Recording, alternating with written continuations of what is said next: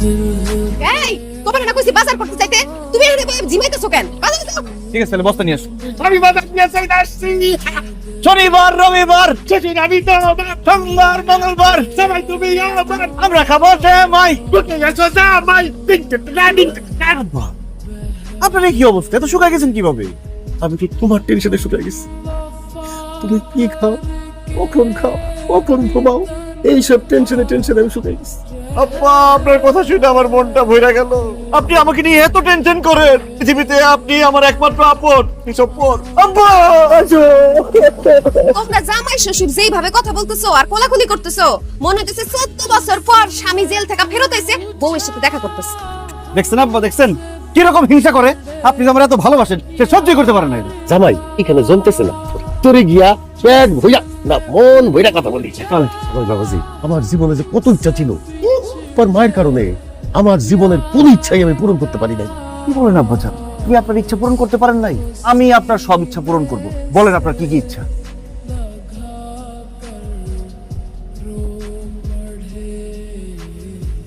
আব্বা আপনি এটা কি করছেন? এত সুন্দর একটা মাইয়ার লগে ফোনে কথা বলছেন আব্বা, আপনার কি পছন্দ আছে? এটা তো মাইয়া না, পুরো আগুন। ভাই দেরি করা ঠিক হবে না, তাড়াতাড়ি চলো আগুদের কাছে গিয়া বকরির মতো কইলা যাই। আপনার গার্লফ্রেন্ড আপনি জান, তুমি জান। তুমি জানো না আমার শরম লাগে, লজ্জাবতী। হ্যালো, তোমার কণ্ঠ যেমন সুন্দর তুমি দেখতেও তেমন সুন্দর। তোমার না আমার খুব ভালো লাগছে, কিন্তু একটা জিনিসই ভালো লাগে নাই, তুমি প্রথম দেখা করতেছো তোমার আব্বার কে লিগা নিয়েছো। আপনার একটু ভুল হইতেছে, উনি আমার আব্বা না, আমার বউয়ের আব্বা, মানে মানে আমার শ্বশুর আব্বা আর কি। কি শ্বশুর আব্বা মানে? মানে তুমি বিবাহিত? এই তুমি বিবাহিত হয়ে আমার সাথে কেন ফোনে কথা বলছো? আপনার আবারও কিঞ্চিত ভুল হইতেছে, আমি আপনার সাথে ফোনে কথা বলিনি। তাহলে কে কথা বলছে? আমার সাথে। আপনার সাথে কথা বলছি? ইয়েস মাই ডিয়ার, আমার নাম আবুল বাসার।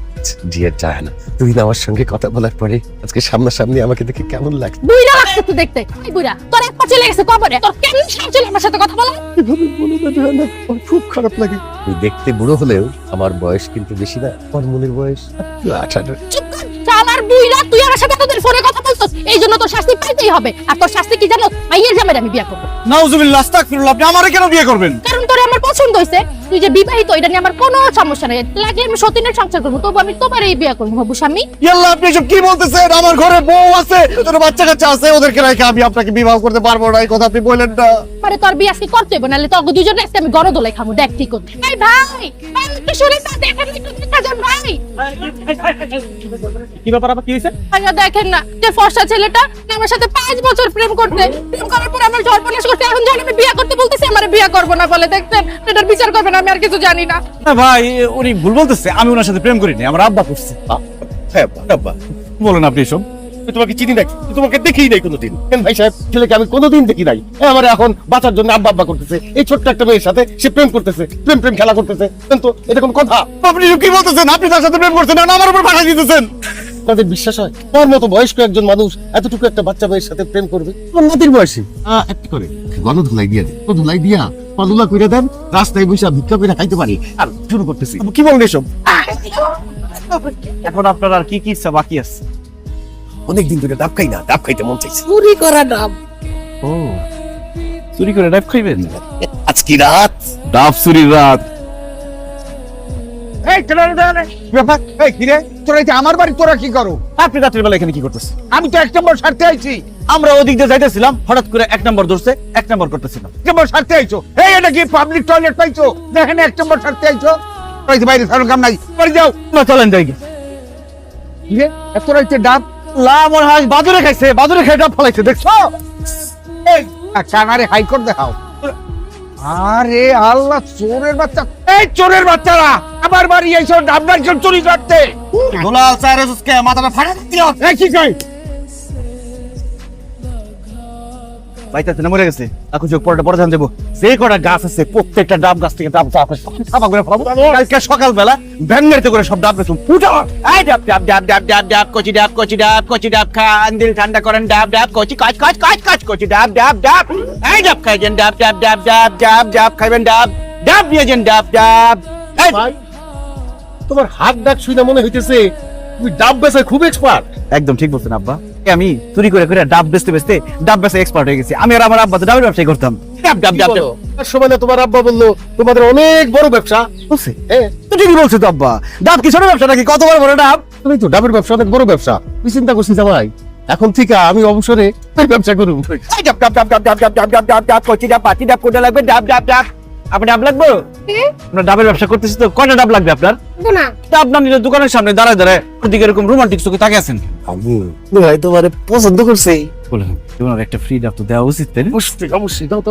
এই যে ঠিক আছে কচি ডাব একদম কচি কচকচা। এই নেন একদম ফ্রি, টাকা লাগবে। রূপা তুমি মাইয়ে তো ফ্রিতে ফ্রিতে ডাব বিলাস না এই কই যা সারাটা দিন না খায় রয়েছি। আমি রাতের বেলা আপনার না খায় থাকুম। ফ্যান রাইতে না খাই থাকি। আমার মাথায় একটা আইডিয়া আসছে। এদিকে আসো। অনেকদিন তো মানুষের বাড়ির হাঁস মুরগি চুরি করে খাই না। আজকে রাত্রে সে বাড়ির থেকে হাঁস মুরগি চুরি করে জঙ্গলি নিয়ে রান্না করে খাবো। বাস আর কোনো কথা হবে না। আজকে রাতই হবে মুরগি চুরির রাত। আমি সানি। আমি সানির শ্বশুর আবুল বাসার। মুরগি ঘরের সামনে কে আর তো কাছে মুরগি কে জানি কোন মুরগি চুরি করতে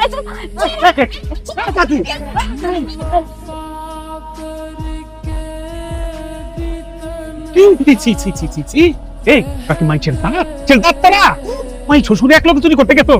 শরম মায়া পড়া কিছু নাই? আমাদের লাজ লজ্জা হায়া পর্দা সবই আছে। আপনি যে আমাদের চোর বললেন তা তো আসলে চুরি করি নাই তাই না আব্বা? আল্লাহ রে আল্লাহ, হ্যাঁ কত মিছা কথা। আমার বাড়িতে মুরগি চুরি করতে আইছা হাতে নাতে ধরা পড়বে আর অহংকার আমরা চুরি করি নাই। চাচি আপনি একদম ঠিক কথা বলছেন। আমরা চুরি করতে আপনার বাড়িতে গেছি, চুরি করে হাতে নাতে ধরাও খাইছি। আর কেমন শাস্তি দিব জীবনের তরে সোজা হইয়া যাবি। এই মার দেবো রে। চেয়ারম্যান সাহেব আপনার আল্লাহর দোহাই লাগে আমার কথা শুনেন। আপনার যত মারার ইচ্ছা আপনি আমারে মারেন। আমার শ্বশুরের গায়ে হাত তোলেন না। আমার শ্বশুর বয়স্ক মানুষ, সে মায়ের সহ্য করতে পারবো না, আমারে মারেন। এই মার সহ্য করতে না পারলে চুরি করতে গেছে কেন? চেয়ারম্যান সাহেব আমরা হাসি চাচির বাড়িতে মুরগি চুরি করতে গেছি ঠিক আছে। মুরগি চুরি করতে গেলেও আমরা সকালবেলা ঠিকই মুরগির দাম দিয়ে দিতাম, কারণ আমরা শখের বসে মুরগি চুরি করতে গেছি। আপনার যা শাস্তি দেওয়ার আপনি আমারে দেন, কিন্তু আমার শ্বশুরের গায়ে হাত তুলেন না।